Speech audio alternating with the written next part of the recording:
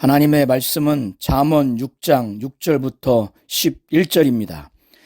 게으른 자여 개미에게로 가서 그 하는 것을 보고 지혜를 얻으라. 개미는 두령도 없고 간역한 자도 없고 주권자도 없으되 먹을 것을 여름 동안에 예비하며 추수 때에 양식을 모으느니라. 게으른 자여 내가 어느 때까지 내가 어느 때에 잠이 깨어 일어나겠느냐. 좀 더 자자, 좀 더 졸자, 손을 모으고 좀 더 눕자 하면 내 빈궁이 강도같이 오며 내 군핍이 군사같이 이르리라. 아멘. 하나님은 게으른 자가 되지 않기를 원하십니다. 잠언 6장을 통해서 아버지는 아들에게 지혜로운 자로서 삶의 여러 가지 상황 하에서 구체적인 삶의 실예를 들어가면서 어떻게 행해야 하는지에 대해서 여러 가지를 말하고 있는 것입니다. 1절부터 5절을 통해서는 지혜로운 자는 이웃을 위해서, 타인을 위해서 담보나 보증을 하면 안 된다는 것입니다. 아버지는 아들에게 내가 만일 이웃을 위해서 담보하며 타인을 위해서 보증을 하였으면 입에 말로 내가 얽혔다는 겁니다. 내 입에 말로 인하여 잡히게 됐다는 겁니다. 고대 사회에서는 다른 사람을 위해서 담보를 설정하거나 보증을 서게 되면 구두로 그것을 계약을 성립시키고 손을 마주치게 합니다. 그래서 아버지는 아들에게 내가 만일 이웃을 위해서 담보하고 타인을 위해서 보증을 했으면 담보를 위해서 보증을 위해서 말로써 그것을 약속했기 때문에 내 말로 인해서 얽혔다는 거예요. 짐승이 덫에 얽혔듯이 얽혔고 내 말로 인해서 잡혔다는 겁니다. 짐승이 잡히듯이, 적군에게 잡히듯이 잡혔다는 거예요. 이렇게 됐다면 아버지는 아들에게 이것에서 빨리 나올 수 있는 방안을 가르치는 겁니다. 내 아들아, 내가 이웃의 손에 빠졌은즉 이와 같이 해라.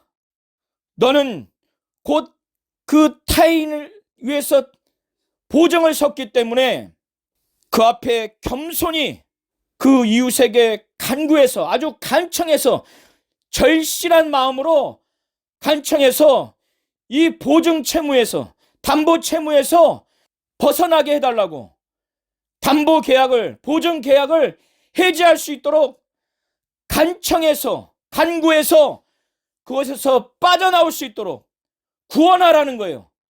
하되 게으르게 하지 말고, 내 눈이 잠들게 하지 말고, 내 눈꺼풀이 감기게 하지 말고, 잠을 자지 않아서라도 빨리 그 담보 채무에서, 보증 채무에서 벗어나라는 거예요. 어느 정도 하느냐? 노루가 사냥꾼의 손에서 벗어나려고 몸부림치듯이, 죽기 살기로 벗어나려고 하듯이, 새가 사냥꾼의 손에서, 새가 그물 치는 자의 손에서 벗어나는 것 같이 스스로 빨리 거기서 구원하라고 하는 겁니다. 이웃을 위해서, 타인을 위해서 내가 도움을 줄지언정 나와 내 가정과 내 일가가 패가 망신하는 이와 같은 담보 설정과 보증 채무, 이것은 하지 말라는 겁니다. 아버지가 아들에게 가르치는 지혜자로서의 구체적인 삶에서 첫 번째 담보와 보증 채무를 짓지 말라는 거예요. 두 번째는 6절부터 11절인데 지혜자는 게으른 자가 돼서는 안 된다는 거예요.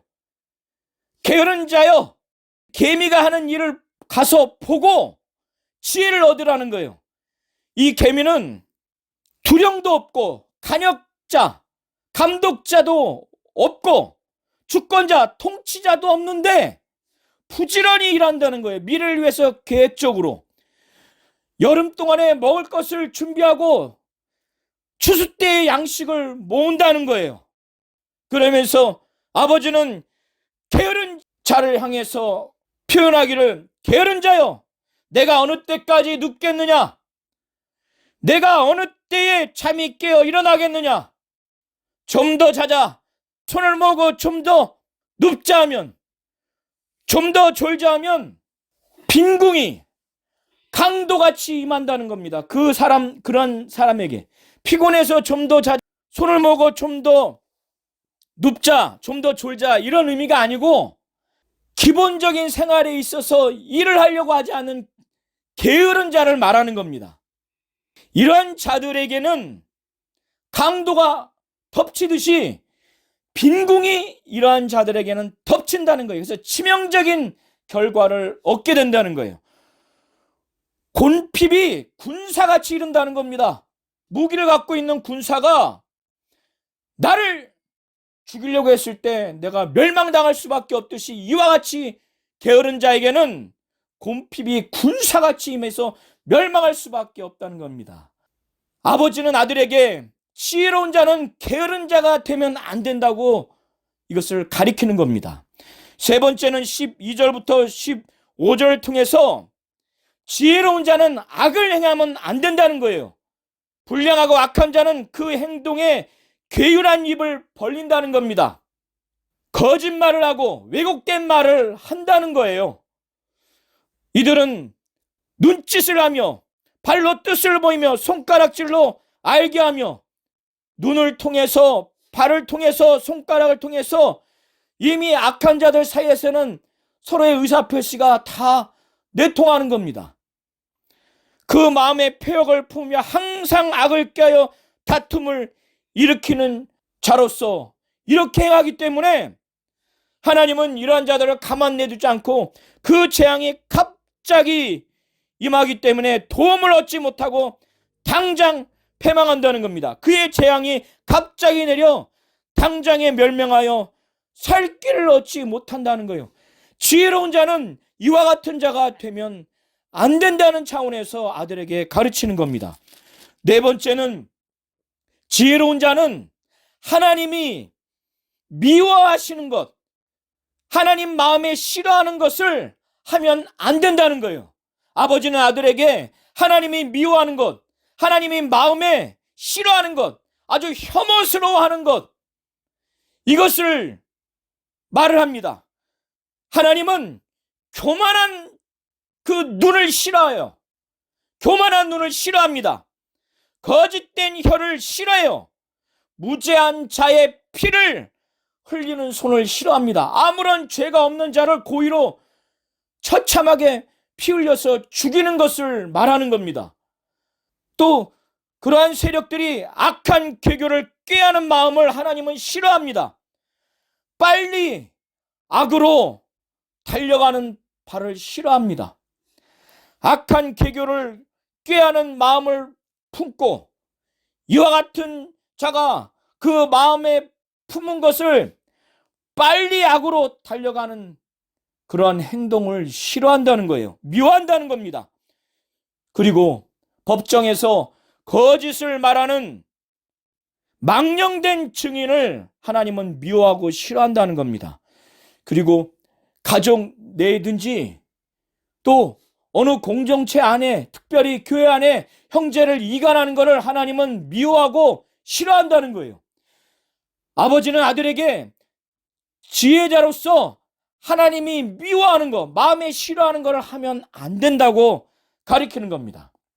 20절부터 24절을 통해서 더 나아가서 35절까지 아버지는 아들에게 하나님이 부모를 통해서 주시는 명령, 부모를 통해서 주시는 그 하나님의 법을 지키고 그것을 버리지 말라고 하는 겁니다.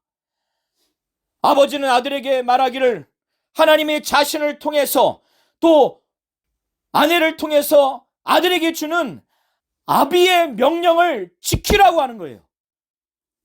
어미의 법을 버리지 말라고 하는 거예요. 더 나아가서 이것을 항상 마음에 새기고 목에 그것을 매라고 하는 거예요. 장식처럼 항상 매라는 거예요. 이렇게 하나님이 부모를 통해서 아들에게 주시는 명령과 법은 이 아들이 살아갈 때 이 아들을 인도하고 이 아들을 보호하고 이 아들을 하나님의 뜻대로 살도록 하나님의 지혜대로 생각하고 계획하고 판단하고 행할 수 있도록 아들과 대화할 수 있도록 더불어 말할 수 있는 그런 존재로 묘사하고 있습니다. 그래서 그것이 22절에 그것은 아버지의 명령, 어머니의 법을 말하는 겁니다. 아들이 그것을 항상 마음에 새기고 장식품처럼 목에 메고 다니면 그 하나님이 부모를 통해서 주시는 명령과 법이 아들이 다닐 때 아들을 인도하고 아들이 잘 때에도 보호한다는 거예요. 아들이 깰 때도 가장 하나님의 뜻대로 하나님의 지혜대로 살아갈 수 있는 최고의 그 사람과 같이 더불어 말하게 된다고 말하는 겁니다. 22절은 하나님이 주시는 명령, 법, 곧 지혜를 의인화시켜서 묘사한 겁니다. 왜 이렇게까지 하는 이유가 무엇이냐면 23절의 대전은 히브리어 원문에는 왜냐하면이라는 의미입니다. 하나님이 부모를 통해서 주시는 명령과 법이 이 아들을 이렇게 인도하고 자나깨나 보호하고 최고의 그 안내자로서 하나님의 뜻과 지혜를 말할 수 있도록 더불어 말하는 상대로 역할을 하느냐? 왜냐하면 아버지의 법은 어둠 가운데 갈 바를 알지 못하는 아들을 갈 수 있도록 밝히는 등불이고 또 아들을 지키는 그 어미의 법은 빛이라는 거예요. 그리고 부모의 명령과 빛을 통해서 훈계를 받게 되는데 그 훈계를 통해서 받는 책망은 아들로 하여금 생명의 길이 되기 때문에 아들을 이처럼 보호하고 인도하고 하나님의 뜻대로 하나님의 지혜대로 생각하고 판단하고 계획하고 행할 수 있도록 더불어 말하는 말 상대가 된다는 겁니다. 이렇게 된다면 하나님이 주시는 지혜, 부모를 통해서 아들에게 전달하는 명령과 법, 이것이 철저하게 아들의 마음에 항상 새겼고 목에 두른 것처럼 그의 마음과 그의 생각과 그의 말과 행동, 삶을 완전히 지배하기 때문에 이 아들을 지켜서 악한 여인에게 빠지지 않도록 해준다는 거예요. 그리고 혀로서 말로 유혹하는 호리는 이방 계집의 혀로, 이방 여인의 혀로 호리는 말에도 빠지지 않도록 한다는 거예요. 하나님이 부모를 통해서 주시는 하나님의 명령, 하나님의 법을 아들이 항상 마음에 새기고 목에 매니까, 두르니까 이런 아들은 차나 깨나 그 하나님의 지혜가 곧 하나님이 부모를 통해서 주시는 명령과 법이 그를 보호하고 그를 최고의 멘토로서 안내자로서 말 상대가 되고 그를 인도하기 때문에 악한 여인이 그 앞에 있다 할지라도 그 하나님의 지혜가 그 아들을 지켜서 악한 여인에게 빠지지 않도록 이방 계집 여인의 그 혀로 홀리는 그때 그 말로 인해서 미혹당하고 유혹당하고 타락하지 않도록 지킨다고 아버지는 말을 하는 겁니다.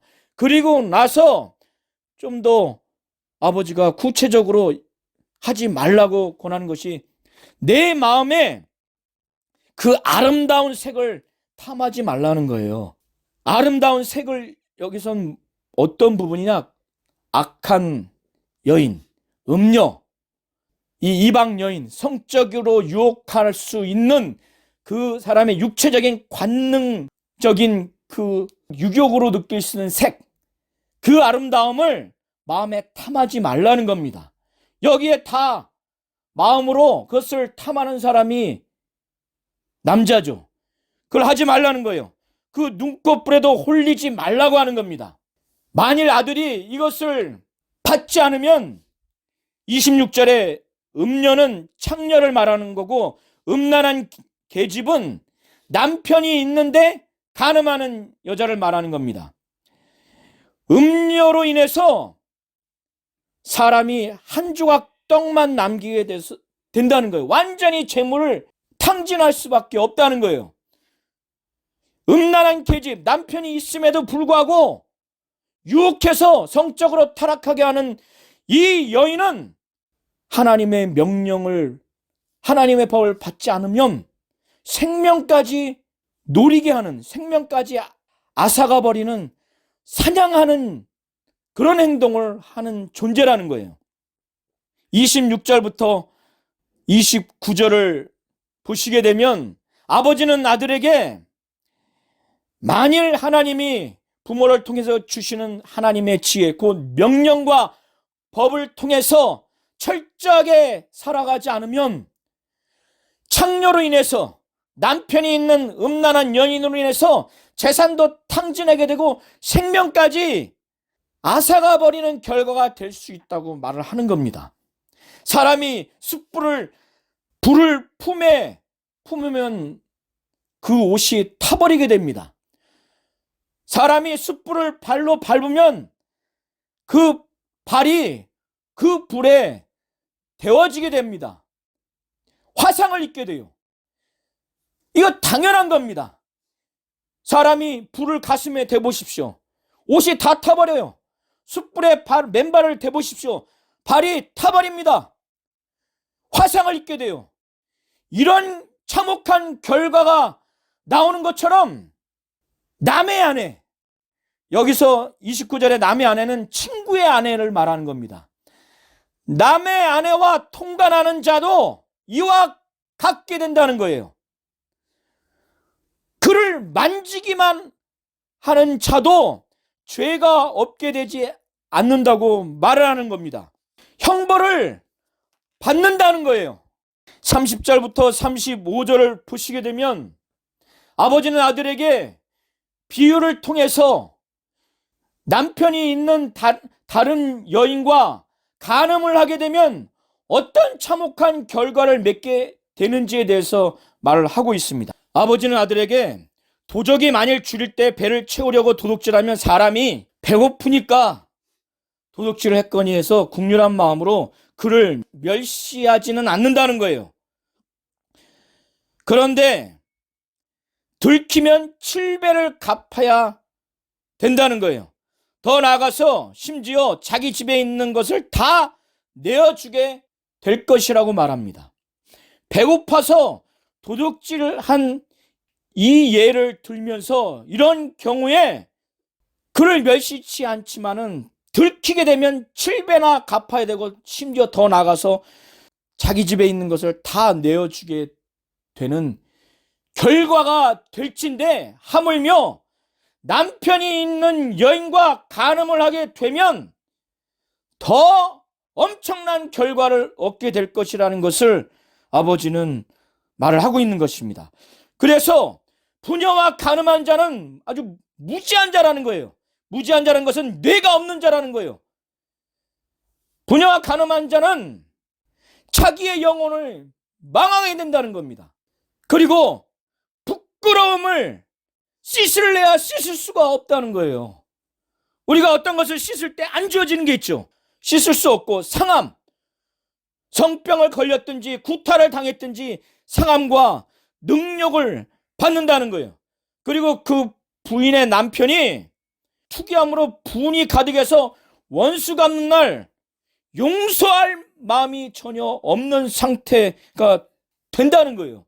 그때 이 법적인 문제를 해결하기 위해서 벌금을 내려고 하는데도 그 남편은 분노가 심해서 벌금도 돌아보지 않는다는 거예요. 보상을 받을 마음도 없다는 거예요. 많은 선물을 줄지라도 지금 이 남편이 정신이 있겠어요? 그 분노가 가득해서 그를 죽여도 지금 성이 안 풀릴 정도니. 그러니까 많은 선물을 줄지라도 듣지 않는 이런 참혹한 결과를 아들에게 말하면서 하나님이 부모에게 주시는 지혜, 아버지의 명령, 어머니의 법을 항상 마음에 새기고 목에 매서 철저하게 하나님의 지혜대로 살아라고 아버지는 하나님의 말씀을 증거하는 겁니다.